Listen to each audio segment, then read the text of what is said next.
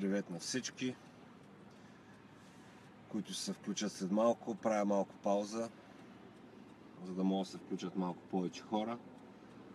Прочетете горе заглавието. Какво може да се обърка, ако прекъснем диетата си просто е така по средата, след 2-3 седмици? За да отговоря на този въпрос, първо трябва да вземем в предвид, че някой е почнал тази диета. И разбира се, той някой иска да постигне нещо, да сваля някакво тегло. И това се отнася най-вече за категория 1 диетуващи, които просто искат да смъкнат 5-10 кг и са прочели последната модерна диета, но решават, че по някаква причина искат да я прекъснат. И разбира се, в много по-радикална степен се отнася до състезатели, ММА бойци и боксери, които правят тегло и категория. Ето за какво става въпрос. Има един термин на английски, който се нарича P-ratio или partitioning ratio, или което ще рече partitioning, степен на частичност. Как веществата, които приемаме, биват усвоявани, какво количество от тях и в какво съотношение помежду им. Давам пример. Ако се храним най-обикновено с въглехидрати, мазнини и протеини, без да спазваме каквато и да била диета, метаболизма ни, дори и да се забавя и да натрупва мазнини, той свиква да работи с всички вещества в долу-горе равни съотношения. Приемаме, разбира се, че имаме един оптимален хормонален баланс и не някакъв уникален или различен, просто нека да вземем за пример нормални стойности на средностатистически човек, бил то мъж или жена. Тогава ние зависим най-вече от това дали имаме ексес, дали имаме остатък от калории или не. Какво се случва обаче, ако нашите родители или наш приятел, който нито е въвлечен в фитнес или до сега не е спазвал диети, няма никакъв опит по никакъв начин да използва рестрикция на храна в никаква форма и решава да за кратко време прочита в някои от безбройните форуми, безбройните сайтове или по списания, че може да направи, да речем, диета, в която яде само пилешко месо или чисто месо и зеленчуци. Предполагаемия субект го прави изпълнява задачата за 2 седмици, да речем, 3 по-скоро, за да се случи тази адаптация и съответно има някакви резултати. Какво се случва обаче, когато дойде съответния петък, в който той си каже: и аз съм човек, аз трябва да забавлявам, отивам с приятели, и прави точно обратното. Поръчват си една голяма семейна пица, вземат си бира, ако това е в България, тук или вино, или каквото и да било.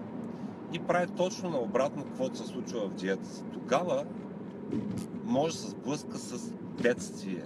Буквално с бедствие. Нали? Вие ще си кажете, какво ще стане най-ново на дебелей. Разбира се, това е крайният резултат, но ето какво се случва всъщност. Поради така нареченото P-ratio или тая способност на тялото да разбира в какво съотношение да обработва храните, ако мислим да подхванем нещо, особено когато се касае за загуба на тегло, загуба на мазнини и така нататък, е много добре да предвидим добре дали сме готови да го завършим. И ако не, по-добре да не го правим, защото когато поставим организма в такава ситуация, ние го оставяме на практика безпомощен. Той просто нищо не може да направи, няма отпуснат ресурс в момента да работи с този макронутриент, който отсъства в храната, независимо дали той е бил протеин, дали бил мазнина или въглехидрат. Разбира се, въглехидрат и мазнина ще бъдат най-изразените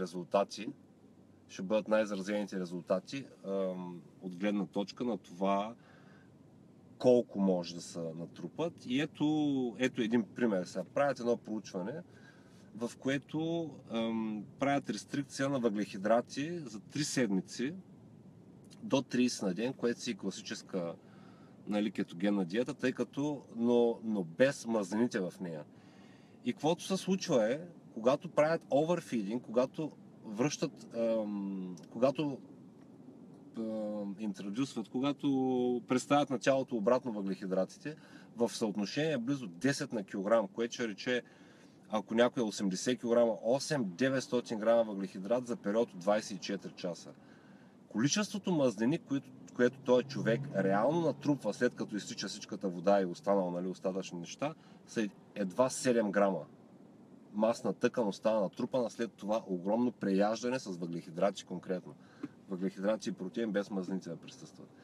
При абсолютно същото нещо, когато правят това overfeeding, това преяждане с мазнини и въглехидрати обаче, тогава се случва така, че мисля, че близо 200 грама мазнина е остатъка, който получаваме след като сме спазвали този режим. Това е един пример как този паршенинг или частичност, или това ratio, тази пропорция в тялото работи, когато отработва нещата. Това е особено критично за дамите. Много често срещам този пример на един конкретен в някои от форумите спортните. Една дама беше споменала, аз имам програма. Тя го казва като има програма, все едно има панацея, има отговор на всички въпроси, дадена е от треньор. Обаче, въпреки това, след 2 месеца тя казва, аз съм 1 килограм отгоре. Какво да правя? И аз се написах така. Понеже си в началото и си начинаеща, възможно е този 1 килограм да бъде мускулна маса.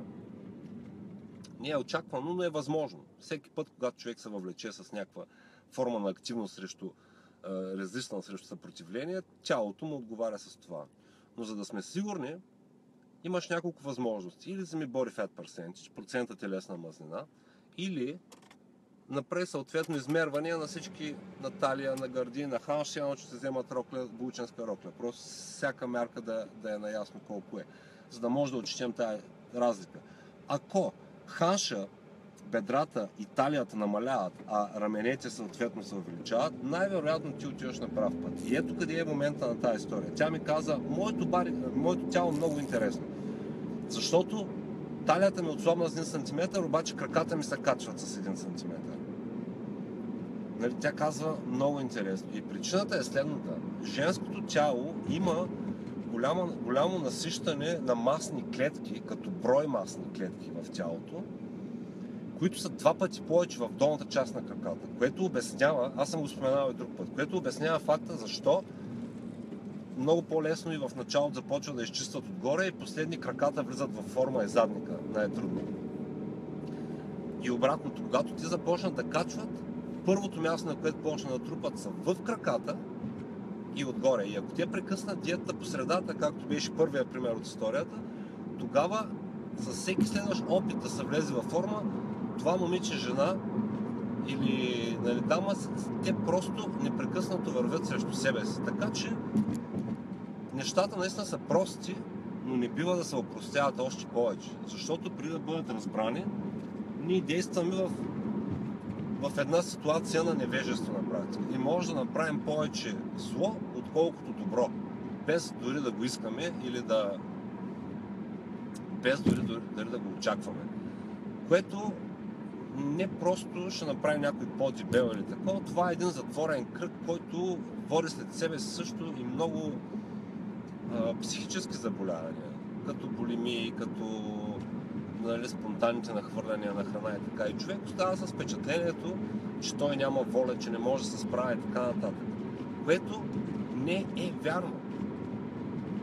Нещата трябва да бъдат организирани правилно и мой съвет би бил такъв. Просто човек наистина да се направи труда и да научи малко повече. В момента информацията е толкова много и разнообразна и когато се хване да прави нещо, трябва да се опита да разбере възможно най-много неща, най-много факти по въпросното нещо. Разбира се, той може да наеме човек, който да му помогне. Но това изобщо не е задължително. Това просто спестява много време. Защото също носи много рискове, ако не са попадне, нали, на правилния специалист и така нататък. Да обобщя. Ако ще правим диета, завършваме. Ако ще правим бизнес, завършваме. Фокус. Фокусираме се until success. Фокусираме се, докато не постигнем успеха си. Ако нямаме търпението или волята, е по-добре да го оставим на страна и просто да използваме повече зеленчуци в храната, която просто да не дава повече баласти, фибри, да не държи пълно. Това би бил най-добрият прост съвет. Просто е така за най-общо предпазване на тялото, нали, от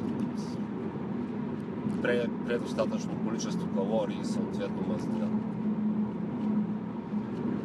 И така, много драматично стана това видео.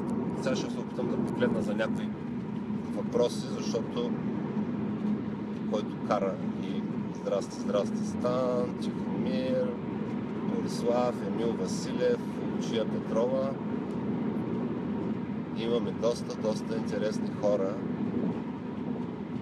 които са били или са минали покрай този информационен блок, който се излъчва на живо и напълно спонтанно от сърцето на пустинята Мохае в Лас Вегас. Както виждате, температурата на въздуха е 61 градуса по Фаренхайт, което прави може би 25-6. Влажността на въздуха е 10%. Морската височина е 800 метра. Това е една много висока пустиня. И водещия на импровизираното предаване, разбира се, съм аз.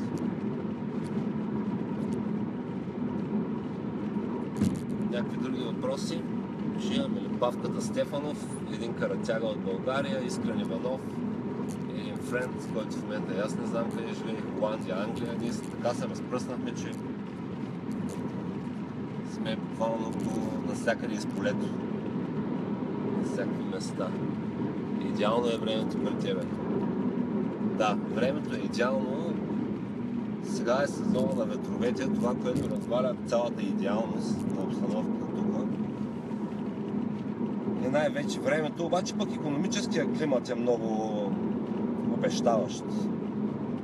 Сега с новите избори, с човек, който е правил цял живот бизнес, лично моята прогноза е, че нещата никога няма са били по-добре и тия, които в момента плачат или плачеха по площадите и по улиците, които им беше платено от опозиционните партньори, състезатели, кампейнери, щаба, ще останат много разочаровани. Но това няма никакво значение. Американците винаги са били, не винаги, но последните 200 години са били една наистина много зряла, развита икономика, който каквото да говори. Особено ако сравняваме с нашата държава, където само избрани персони са имали достъп до капитал в годините на ембарго. Яка шапка са и да не мисля, че аз съм случайен. Но причината не е защото много ми отива, а защото просто вече прическата ми стана под всякаква критика. Не мога на никакво модно ревю да отида или да участвам в никакъв филм с тази прическа. И гледам, че тук хората почнаха да прикриват просто част от професионалната визия. Някак.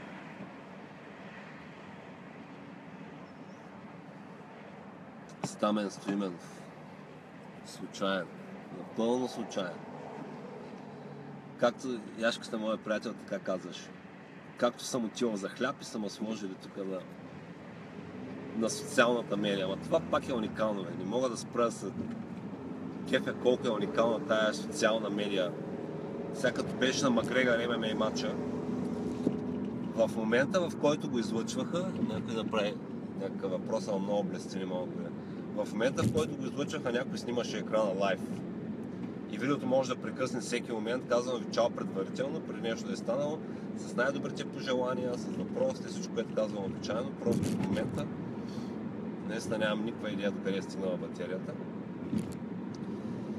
И някой снима направо екрана лайв, което съм сигурен е един от най-големите страхове в момента на pay-per-view, на платените телевизии, които разчитат някой да гледа специални събития подбрани, специални сцени, на които се очаква да произведат страшно много пари от телевизионни продажби и така нататък, социалната медия. Ако нещо може да подрине световния ред, ако нещо може да промени нещата, това е нашата връзка в системата чрез социалните мрежи. Разбира се, това крие много рискове. Страшно много простоти, страшно много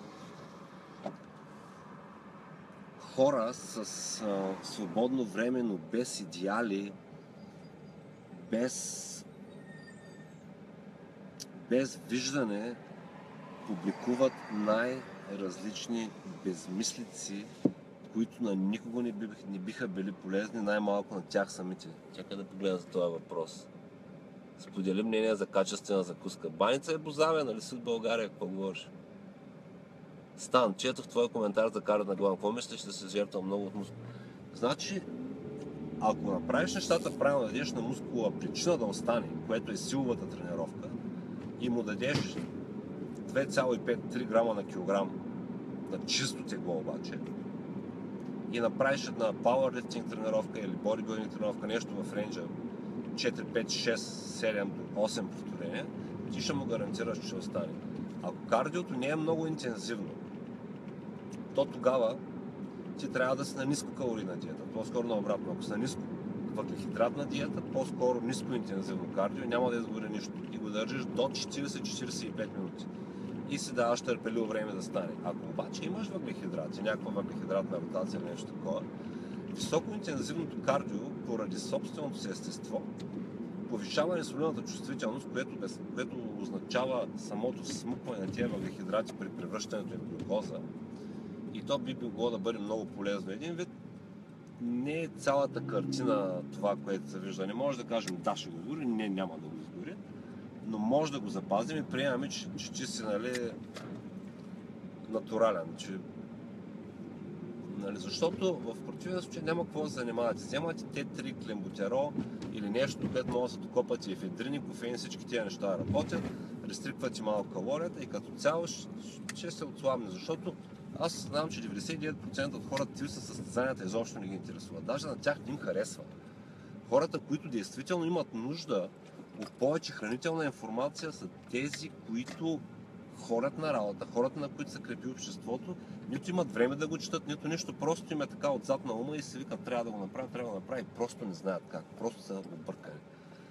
И затова се опитвам все повече и повече информацията, която изобщо представям, да бъде по някакъв начин полезна за най-голяма група хора. И вече, ако някой има по-специфични въпроси, те да бъдат задавани и да им бъде отговаряно.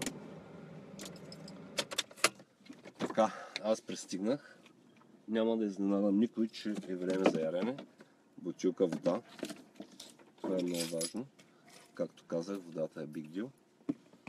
Кафето.